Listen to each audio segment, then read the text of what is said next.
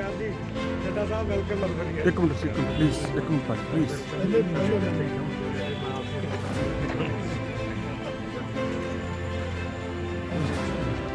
उतर जाओ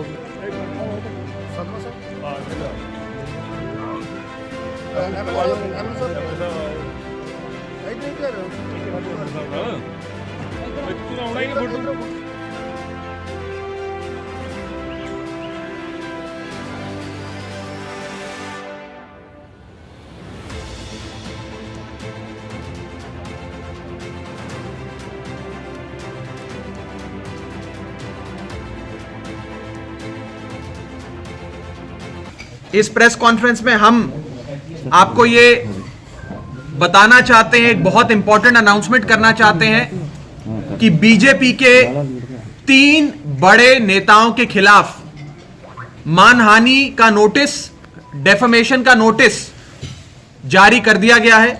उन 3 नेताओं के नाम है, पहला राम माधव, जो भारतीय जनता पार्टी के नेशनल जनरल सेक्रेटरी रहे और बहुत ही बड़े दिग्गज। नितिन पटेल, ये गुजरात के डिप्टी चीफ मिनिस्टर हैं भारतीय जनता पार्टी के। जब मोदी जी गुजरात के मुख्यमंत्री थे उस समय भी नितिन पटेल जी एक बहुत बड़े मंत्री मोदी जी के कैबिनेट में भी थे। तो दूसरे व्यक्ति, दूसरे नेता जिनके खिलाफ ये डेफेमेशन नोटिस जारी किया गया है, उनका नाम है नितिन पटेल, जो गुजरात के डिप्टी चीफ मिनिस्टर हैं। और तीसरा नाम है भारतीय जनता पार्टी के वरिष्ठ नेता और सेंट्रल गवर्नमेंट के मिनिस्टर, केंद्र में उनके मंत्री गिरिराज सिंह का। इन 3 नेताओं ने लगातार ये बयान दिए कि देश का किसान आतंकवादी है या देश के किसान को चीन और पाकिस्तान फंड कर रहा है। यह कहा गया कि ये जो किसानों का संघर्ष है इसे विदेशी ताकतें चला रही हैं, और ये सारी चीजें एक कंस्पिरेसी के तहत, एक सोची समझी साजिश के तहत कही गई हैं। तो ये नोटिस है जो नितिन पटेल जी को जारी किया गया है। ये नोटिस है जो गिरिराज सिंह जी को जारी किया गया है।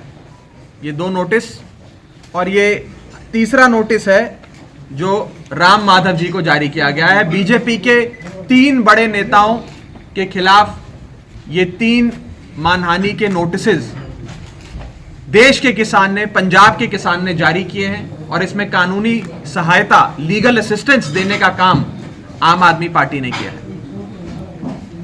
जो कंप्लेनेंट है, जो किसान, जो फार्मर जिसने ये नोटिस भेजे, मैं उनके बारे में बहुत संक्षेप में आपको बताना चाहूंगा।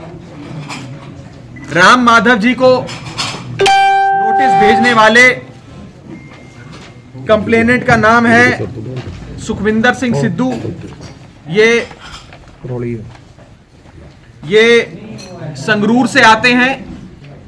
दूसरे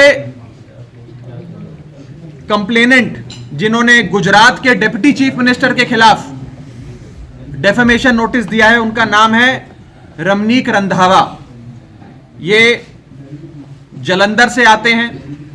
तीसरे कंप्लेनेंट जिन्होंने केंद्रीय मंत्री, सेंट्रल गवर्नमेंट में मिनिस्टर गिरिराज सिंह के खिलाफ मुकदमा करने के लिए नोटिस भेजा है, उनका नाम है कुलदीप धालीवाल।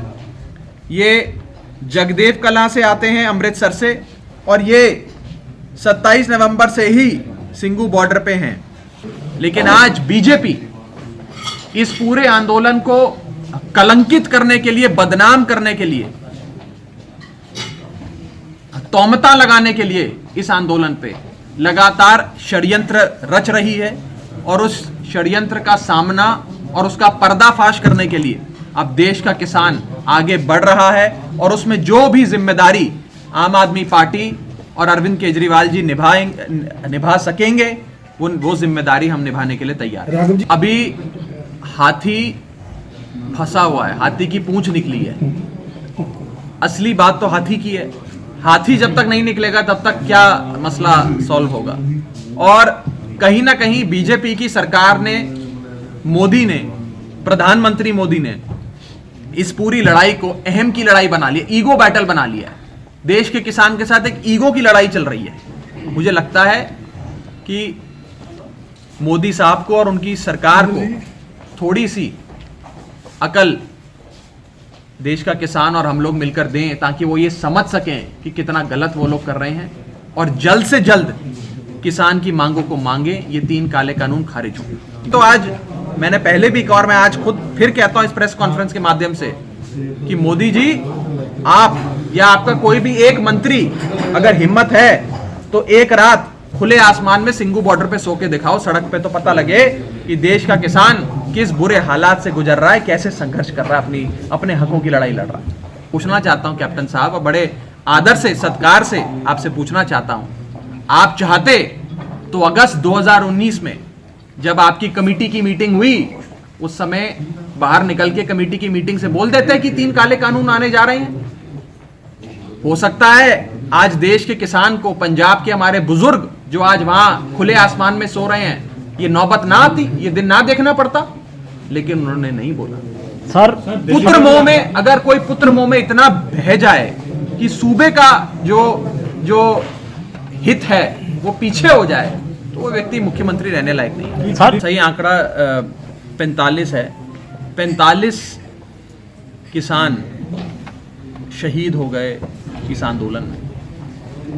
मैं पूछना चाहता हूं, इन 45 मौतों का, शहादत का जिम्मेदार कौन है? जी, मैं यही गल कह रहा कि उन्होंने कार्रवाई होनी चाहिए, भाजपा तक नहीं होनी चाहिए। देखिए, मौत का जिम्मेवार ठहराते हुए मैं आम आदमी पार्टी का सदस्य होने के नाते पर्सनली मेरा ये मानना है कि इन 3 ये जो 45 शहादतें हुई हैं, मौतें हुई हैं, इसके लिए अगर कोई जिम्मेदार है तो प्रधानमंत्री मोदी जिम्मेदार है, इसमें कोई दो राय नहीं।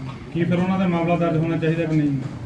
कानून उनका, पुलिस उनकी, लेकिन हम तो ये मांग करते हैं कि होना चाहिए।